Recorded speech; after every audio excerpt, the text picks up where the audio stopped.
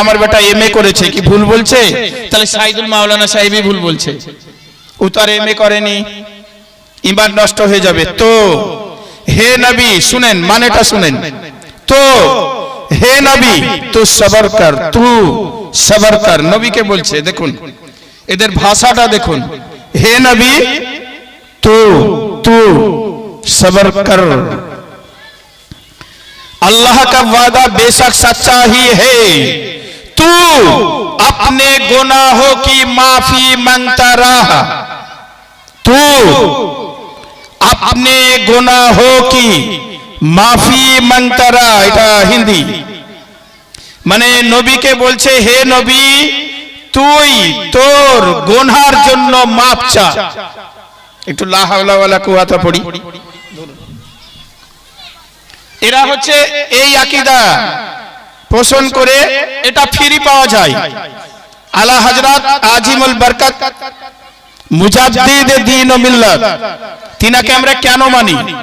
নবীকে যারা গুনাহগার বলবে আমরা তাদেরকে মানি না, আলা হযরতকে কেন মানি? আলা হযরত এখানে তরজমা রেখেছেন, হে মাহবুব আপনি ধৈর্য ধারণ করুন আর আপনি আপনার উম্মতের জন্য, উম্মতের গুনাহের জন্য ক্ষমা চাহুন। বুঝতে পারলেন? এখানে নবীকেই গুনাহগার বানিয়েছে, আর আলা হযরত বলছেন না, আমার নবী কখনো গুনাহ করতে পারেন না। ওই আয়াতের মানে নবী গুনাহগার হবেন না, ওই আয়াতের মানে হবে নবীর উম্মতরা যারা গুনাহগার তাদের জন্য আমার নবীকে আল্লাহ বলেছেন ক্ষমা চেয়ে নেন। তাহলে আমরা কাকে মানবো? যারা নবীকে গুনাহগার বানাবে তাকে, না যারা নবীকে গুনাহগার নয় বলবে তাকে? কাকে মানবো? কাকে মানবো আমরা? আলা হযরতকে এই কারণে মানবো, আলা হযরতকে এই কারণে মানবো, তিনি আমার নবীর সম্মানের দিকে খেয়াল রেখে তরজমা করেছেন। এদেরকে আমরা মানবো না এই কারণে যে এদের কোরআন পড়লে আমাদের ছেলেরা নবীকে পাপী বলে বেড়াবে, আমাদের নবী পাপী পাপী পাপী এই কথা বলে বেড়াবে। 100 বছর ধরে যদি এটা প্রচার হতে থাকে ফ্রি পাবে, আর আমাদের তরজমা কিনতে গেলে 700, 800, 1000 টাকা লাগবে। আপনি বলুন তো পরিস্থিতিটা কি ঘটবে? কি ঘটবে ভাবতে পেরেছেন? আমি এদেরকে ফোন করলাম বেঙ্গালোর হায়দ্রাবাদে, এদের হেড অফিস আছে ইন্ডিয়া। বললাম हजरत आपने जो कुरान मुझको दिया गलती में, वो टोटली गलती में है, वो गलती है, वो गिल्टी। तो আমাকে কি জবাব দিয়েছিল জানেন? आप कौन है? मैं एक বাঙালি ওয়েস্ট বেঙ্গল से, চেন্নাই আপনাদের এইটা ফ্রি দিয়েছিল। আমি পড়লাম, তরজমা মিল করে দেখছি আপনাদের তরজমায় গলতি আছে, ভুল আছে। আমাকে জবাব দিল আজ পর্যন্ত পৃথিবীতে যত তরজমা হয়েছে সব থেকে সঠিক তরজমা আমাদেরটাই, সব ভুল। আপনাদের তরজমায় আমার নবীকে পাপী গুনাহগার বলা হয়েছে, আল্লাহকে বলা হয়েছে আল্লাহ লুকিয়ে থাকবে, আল্লাহ লুকিয়ে থাকবে, এতে আছে আল্লাহ এক জায়গায় ঘাটিতে লুকিয়ে লুকিয়ে লুকিয়ে দেখবে। বলেন তো আল্লাহর জন্য আল্লাহ লুকিয়ে থাকবে এই কথা বলা কি এটা মানায়? এ কোরআনে আছে, লেখা আছে। আমি কয়েকশো আয়াতের মানে ওইভাবে ওরা ভুল করেছে সেটা তালিকা তৈরি করেছি। তাই এরা আল্লাহর জন্য বলেছে আল্লাহ ঘাটিতে লুকিয়ে থাকবেন। আল্লাহ লুকিয়ে থাকা আল্লাহর শানে এটা খেলাফ নয়, আল্লাহর লুকিয়ে থাকা হয়। লা হাওলা ওয়ালা কুওয়াতা, এই হচ্ছে এদের আকীদা। এবার দেখুন আমাদের এলাকায় এই বইটা দেওয়া হচ্ছে এমনি এমনি পড়তে, আপনাদেরকে দেওয়া হয়েছে কিনা জানি না। আমি পার্টিকুলার কোনো মানুষের নাম করে কথা বলবো না, আমি জাস্ট দেখাচ্ছি। এটা এনেছি আপনাদেরকে, আপনারা আমার এলাকার মানুষ। এই বইয়ে 1330টা প্রশ্নের উত্তর দেওয়া আছে, বাংলাদেশ থেকে লিখেছে 6 জন মিলে একটা এই বইটাকে লিখেছে, তারা প্রকাশ করেছে। বই প্রকাশ করে কেন? বইয়ের কথা মানুষ কিনবে, পড়বে আর সেটা মানবে, তাই তো নাকি?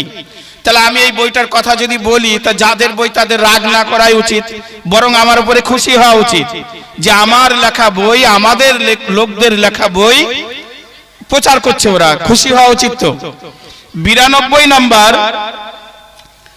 এই বইয়ের 92 নাম্বার প্রশ্ন, এখানে প্রশ্ন আছে আর উত্তর আছে। এরা নিজেরাই প্রশ্ন তৈরি করে মনের মতন, আর নিজেদের মনের মতন উত্তর দেয়, আর মনের মতো টিকা তৈরি করে বলে দেয় অমুক জায়গায় আছে কোরআন আর হাদিসে। এই কোরআন আর হাদিস যখন মিল করবেন তখন দেখবেন আর মিলছে না। আমি মিলিয়ে মিলিয়ে দেখেছি। লিখছে রাসূলুল্লাহ, দেখুন এদের শত্রুতাটা কোথায়। আমাকে যদি গাল দেয়, আপনাকে গাল দেয়, ভালো কথা, এদের জায়গাটা কোথায় দেখুন, আঘাতটা কোথায়, নবীর নামের কলেমাতে।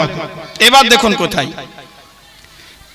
92 নাম্বার প্রশ্ন, রাসূলুল্লাহ সাল্লাল্লাহু আলাইহি সাল্লামের পিতামাতা জান্নাতি নাকি জাহান্নামী? আপনাদের কোনোদিন প্রশ্ন ছিল না, এরা নিজেরাই তৈরি করেছে বসে বসে ঠান্ডা ঘরে। তিনি তাদের জন্য কোনো সুপারিশ করতে পারবেন? দেখুন, নবী কি পিতামাতার জন্য সুপারিশ করতে পারবেন? এবং নবীর পিতামাতা মানে আপনার আমার পিতামাতার জন্য বলেনি এখানে। আমার মনে হয় এই লেখকটার উচিত ছিল তার নিজের বাপ মা জান্নাতি না জাহান্নামী এইটা নিয়ে গবেষণা করা। সেটাকে ছেড়ে দিয়ে ও আমার নবীর পিতামাতাকে নিয়ে গবেষণা শুরু করেছে। আর কি শুরু করেছে? নবী সুপারিশ করতে পারবে না এই নিয়ে গবেষণা শুরু করেছে। লা হাওলা ওয়ালা কুওয়াতা। এদের গবেষণাটা কোথায় দেখুন। আহলে সুন্নাত ওয়াল জামাতের গবেষণা সব সময় আমার নবীর মর্যাদা কোন কোন জায়গায় আল্লাহ বেশি বেশি বৃদ্ধি করেছেন, ওয়া রাফা'না লাকা যিকরা। আর এদের গবেষণা, এদের লিখনি, এদের বক্তব্য শুধু নবী কোথায় ছোট ছিল এটা নিয়ে, কি করতে পারবে আর কি পারবে না, কি পারেনি, কোথায় ভুল করেছে। তো জবাব দিচ্ছে এ নিজেই জবাব দিচ্ছে। রাসূলুল্লাহ সাল্লাল্লাহু আলাইহি সাল্লামের পিতা ও মাতা উভয়ই জাহান্নামী। এটা বাংলা আছে, কেউ পড়ে নিতে পারেন, আমি নেমে যাব তখন। তিনি তাদের জন্য মানে নবী বাপ মায়ের জন্য সুপারিশ করতে পারবেন না। যদি বলতেন করবে না তাহলে সম্মান রক্ষা হতো। যদি বলেন যে মেহের এখানে বক্তব্য রাখবে না আর মেহের বক্তব্য রাখতে পারবে না, তাহলে সম্মান কোনটাই নষ্ট হবে? ও বক্তব্য রাখতে পারবে না এটাই নষ্ট হবে। আর যদি বলেন রাখবে না তাহলে সম্মান বাঁচবে, যে বক্তব্য রাখতে জানে। তাই লিখেছে দেখুন, সুপারিশ করতে পারবেন না। নবীর শানে এই রকম কথা বলা এটা হচ্ছে কুফরি কথা। নবী সুপারিশ করতে পারবেন না, তা কে পারবেন? সমস্ত নবীগণ যা পারবেন না কুরআন এবং হাদিস থেকে তা সাবিত হয়েছে, আমার নবী সেই জায়গায় সুপারিশ করতে পারবেন, করবেন। এটাই হচ্ছে ফাইনাল, এটাই চূড়ান্ত, এটাই মুসলিমদের বিশ্বাস এবং এটাই চরম সত্য। আর ই লিখেছে সুপারিশ করতে পারবেন না। তাহলে এটা হলো একটা লেখকের লেখা। কারা লিখেছে এটা পরে আমার কাছে পার্সোনালি জেনে নেবেন। এটা হচ্ছে তাদের কথা, এটা মৌলবীর কথা। এবার একটু নবীর কথা দেখুন। এটা হচ্ছে তিরমিজি শরীফ হাদিস। এটা বলেই সম্ভবত আমি শেষ করব। ওটা দেখালাম এক মৌলবীর লেখা, আর এটা দেখাচ্ছি আমাদের নবীর কথা। এটা সাহাবীর কথা, তাবাই তাবেইনের কথা, এটা হাদিস লেখক ইমাম তিরমিজির কথা। তাহলে মৌলবীর কথা আর নবী সাহাবীর কথা এই দুটো যদি আলাদা আলাদা হয়ে যায়, দুই রকম হয়ে যায়, আমরা কাটটা মানবো? একদম ঠিক, আমার থেকে আপনারা অনেক জ্ঞানী। তাহলে আমরা মৌলবী মানবো না সাহাবী মানবো? আমরা মৌলবী মানবো না নবী মানবো, তাই তো? তাহলে এবার দেখি একবার এই তিরমিজি শরীফের বঙ্গানুবাদটা আমি নিয়ে এসেছি। আমার কাছে আরবি উর্দু আছে, আমার কাছে বাংলা আছে। বাংলা আপনাদের জন্য কিনেছি, আমার দরকার ছিল না। আমার উস্তাদ আমাকে উর্দু শিখিয়েছেন, আরবি শিখিয়েছেন। আমার কাছে একেবারে অরিজিনাল আরবি তিরমিজিও আছে, 6খানা হাদিস আছে, মাওলানা সাহেবরা দেখেছেন। এবার দেখুন যে আল্লাহর নবী কি বলেছেন। এই রকম কথা নবীর জামানায় কিছু বেয়াদব এক জায়গায় বসে বসে আমার নবীকে বলেছিল যে আমাদের এলাকায় বলে না গোবরে পুষ্প হয়েছে, বলে না গোবরে পুষ্প, তা আমার নবীর জন্য বলেছিলেন খারাপ বংশে একটা ভালো ছেলের জন্ম হয়েছে। এই কথাটি সাহাবীরা শোনার পরে এসে নবীকে বললেন, ইয়া রাসূলুল্লাহ, ওইখানে একদল মানুষ আপনার জন্য এই কথা বলছিল যে আপনি নাকি খারাপের ঘরে ভালো হয়েছেন। আমার নবী সঙ্গে সঙ্গে মেম্বারের উপরে উঠে গেলেন, মেম্বারে উঠে তিনি বক্তব্য শুরু করলেন। আর এই বক্তব্যটা এখানে লেখা আছে এই হাদিসে। হাদিসটা হচ্ছে, এই হাদিসটা হাসান হাদিস, হযরত আল মুত্তালিব ইবনে আবু ওয়াদা রাহমাতুল্লাহ আলাইহি হতে বর্ণিত। তিনি বলেন, আল আব্বাস রাদিয়াল্লাহু তাআলা আনহু রাসূলুল্লাহ সাল্লাল্লাহু আলাইহি ওয়াসাল্লামের নিকট এলেন। আল আব্বাস কে? নবীর চাচা। তিনি নবী করিম সাল্লাল্লাহু আলাইহি সাল্লামের নিকটে এসে বললেন, মনে হয় তিনি কিছু কুরাইশদের মন্তব্য শুনে এসেছেন। হাদিস বলা হচ্ছে আল আব্বাস নবীর নিকটে কেন আসলেন? যে নবীর বংশের বিরুদ্ধে কিছু কথা শুনেছে যা তার ভালো লাগেনি। নবীর পিতামাতাকে যদি কেউ খারাপ বলে আপনাদের ভালো লাগবে? আপনাদের ভালো লেগেছে? হ্যাঁ বা না বলুন। আমার কিন্তু ভালো লাগেনি। আপনাদের ভালো লেগেছে? আপনার বাপ মায়ের জন্য যদি আমি ঈদগাহে বলি যে আপনার বাপ জাহান্নামী, আপনি ঈদগাহের মৌলবীকে নামাজ পড়তে দেবেন? তাহলে এরা বই লেখে, এরা জালসাতে, এরা ভিডিওতে গোটা দুনিয়ার সবাইকে জানিয়ে দিচ্ছে যে আমার নবীর পিতামাতা জাহান্নামী। তাহলে নবীকে কি জাহান্নামীর বাচ্চা বলা হলো না? নবীর বাপ্পাকে মুশরিক বললো, তাহলে আমার নবীকে মুশরিকের বাচ্চা বলা হলো না? এরপরেও কি করে তাদেরকে আমরা সাপোর্ট করতে পারি? আমার মাকে যদি কেউ গরু বলে, তাহলে আমি গরুর বাচ্চা নই? আমার উচিত নয় তাকে বাধা দেওয়া? আমার বাপকে যদি কেউ কুকুর বলে, তাহলে আমি কি কুকুরের বাচ্চা নই? আমার উচিত হবে না যে তুমি আমার বাপকে কুকুর বলিও না? তা আমার নবীর পিতামাতাকে যারা এই রকম গালিগালাজ মুশরিক বলবে, জাহান্নামী বলবে, আপনি মুসলমান হিসাবে আপনার দায়বদ্ধতা আছে তাদের বাধা দেওয়া। তোমাদের এই কথা আমরা শুনবো না, এগুলো চরম অপরাধ, এগুলো চরম অন্যায়। তাই ইবনে আব্বাস চলে আসলেন নবীর কাছে এই কথা শুনে। কি বলছেন? নবী করিম সাল্লাল্লাহু আলাইহি সাল্লাম মিম্বারে উঠে দাঁড়িয়ে বলেন, আমি কে? তাহলে নবীজি কত আঘাত পেয়েছেন। মেম্বারে উঠে গেলেন ইবনে আব্বাসের কাছে। আল আব্বাসের কথা শুনে মেম্বারে উঠে গিয়ে সাহাবাদের বললেন, তোমরা বলো আমি কে? সাহাবীরা বললেন, সাহাবীগণ বলেন, আপনি আল্লাহর রাসূল, আপনি আল্লাহর রাসূল, রাসূলুল্লাহ, আপনার উপর শান্তি বর্ষিত হোক, সাল্লাল্লাহু আলাইহি ওয়াসাল্লাম, আলাইকা সালাম। সাহাবীরা সাক্ষ্য দিয়ে দিলেন, ইয়া রাসূলুল্লাহ, আপনি আল্লাহর রাসূল, আপনার উপরে শান্তি বর্ষিত হোক। তিনি বলেন, আমি মুহাম্মদ বিন আব্দুল্লাহ ইবনে আব্দুল মুত্তালিব। বলেন, তোমরা তো আমাকে রাসূলুল্লাহ বললে, আমার আরো পরিচয় শুনো। আমি হচ্ছি মুহাম্মদ, আমার পিতার নাম আব্দুল্লাহ, আমার দাদুর নাম আব্দুল মুত্তালিব। পরিচয় দিচ্ছেন, দেখুন, একটু মনোযোগ দিয়ে শুনবেন হাদিসটা।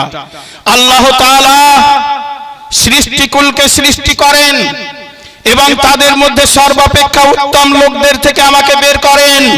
এখানেই ফাইনাল। আল্লাহ তাআলা সৃষ্টিকুলকে সৃষ্টি করে সর্বাপেক্ষা উত্তম লোক থেকে নবীকে বের করেন। ফাইনাল হয়ে গেল। সর্বাপেক্ষা উত্তম মানে কি? মুশরিক। সর্বাপেক্ষা উত্তম মানে কি? জাহান্নামী। আরো আগে চলুন, এখানেও ক্লিয়ার হতে হবে না, আরো চলুন। নবী কি বলছেন দেখুন। আল্লাহ তাআলা সৃষ্টিকুলকে সৃষ্টি করেন এবং তাদের মধ্যে সর্বাপেক্ষা উত্তম লোকদের থেকে আমাকে বের করেন। এবার লোকদের, সৃষ্টিকুল তো হলো, এবার যত উত্তম মানুষ, সেই উত্তম মানুষদের মধ্য থেকে নবীকে পাঠিয়েছেন। এরপর তিনি তার সৃষ্টিকে দুই ভাগে বিভক্ত করেন এবং আমাকে তাদের মধ্যকার উত্তম দল থেকে সৃষ্টি করেন। উত্তম থেকে উত্তম, সেই উত্তম থেকে আবার দুভাগ করে বেশি উত্তম যারা, তাদের কাছ থেকে আমার নবীকে আল্লাহ পৃথিবীতে পাঠিয়েছেন। এরপর তিনি আরেক তাদেরকে কত গোত্রে বিভক্ত করেন। বলছে দুটো দলের মধ্যে কত গোত্রকে বিভক্ত করেন, আমাকে তাদের মধ্যকার উত্তম গোত্র থেকে জন্ম দেন। কোন গোত্র? মানে কুরাইশ থেকে জন্ম দেন। এরপর তিনি তাদেরকে কত পরিবারে ভাগ করেন, শুনবেন একটু শেষ পর্যন্ত। কত পরিবারে ভাগ করেন এবং আমাকে তাদের চেয়ে উত্তম পরিবারের উত্তম ব্যক্তি থেকে জন্ম দেন। নারে তাকবীর, নারে রিসালাত, মাসলাকে আলা হযরত জিন্দাবাদ। সবশেষ হাদিসের যে বাক্য এসেছে এইটার দিকে একটু নজর দেন, এটার শেষ কথা। ওখানে কি বলল? ওই মৌলবীটা কি বলল? নবীর পিতামাতাকে জাহান্নামী। মৌলবীটা কি লিখলো? জাহান্নামী। মৌলবীটা কি লিখলো? তারা মুশরিক ছিলেন। মৌলবীটা কি লিখলো? নবীজি সুপারিশ করতে পারবেন না। আর এখানে আল্লাহর নবী কি বললেন? শেষ কথাটা শুনুন, এটাই শেষ। হয়তো 1 মিনিট আপনাদের সামনে আছি, একবারে শেষটা শুনুন, হাদিসের শেষ অংশ। সবচেয়ে উত্তম পরিবার কাকে বলে? আব্দুল মুত্তালিবের হচ্ছে পরিবার, আব্দুল্লাহ এটা হচ্ছে পরিবার, তাই না? আব্দুল্লাহ, আব্দুল মুত্তালিব এটা হচ্ছে পরিবার। উত্তম পরিবারের উত্তম ব্যক্তি, এই ব্যক্তি শব্দটা একবচন না বহুবচন? না, ব্যক্তি যে কোনো একজনকে বোঝায়। তাহলে উত্তম পরিবারের উত্তম ব্যক্তি থেকে আমার জন্ম দেন। তাহলে উত্তম ব্যক্তি থেকে জন্ম আমার নবী জন্ম কে দিয়েছেন? আব্দুল্লাহ নাকি? তাহলে আমার নবী, বিশ্ব ব্রহ্মাণ্ডের নবী, রহমতের নবী, তিনি বললেন আমার পিতা পৃথিবীর আল্লাহর সৃষ্টি জগতের সর্বোত্তমদের মধ্যে সর্বোত্তম, মানে 5 বার উত্তম